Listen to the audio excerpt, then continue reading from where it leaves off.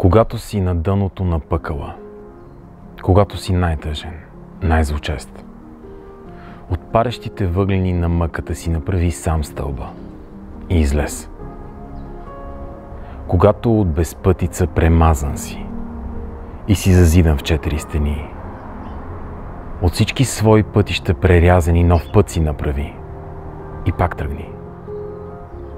Светът, когато мръкне пред очите ти и притъмнява в тези две очи, сам слънце си създай и от лъчите му с последния до него се качи.